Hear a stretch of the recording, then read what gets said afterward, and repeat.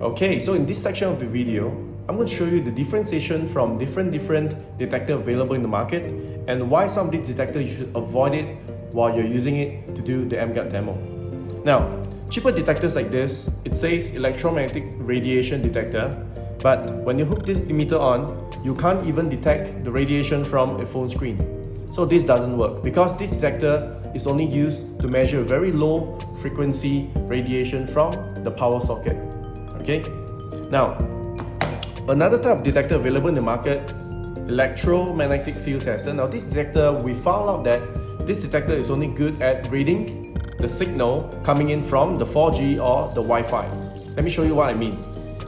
Let me activate the meter here, and I want to put this meter below the iPhone. Okay. Now as soon as I call up a program from the iPhone, for example, I'm going to turn on the YouTube channel. There you go. So now the detector is actually responding to the data received from the YouTube itself. Now as soon as I turn this phone into the airplane mode, so I'm going to terminate the Wi-Fi and also the mobile data. Okay, so immediately when I turn it to the airplane mode, as you can see, you no longer receive any response from this detector.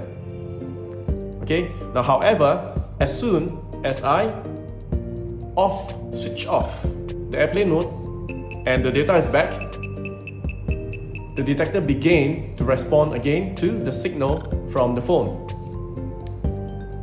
Now, why I strongly recommended RD9100 is because now even if I turn the phone into the airplane mode, means there is no data, there is no Wi-Fi, the RD has the ability to pick up the radiation from the phone itself, and now it's averaging at about 1,400 microwatts to about 1,500 microwatts. Okay, so in other words, RD9100 is not picking up any signal. Instead, RD9100 is actually picking up the power density radiation coming from the battery, okay, operated in the phone itself.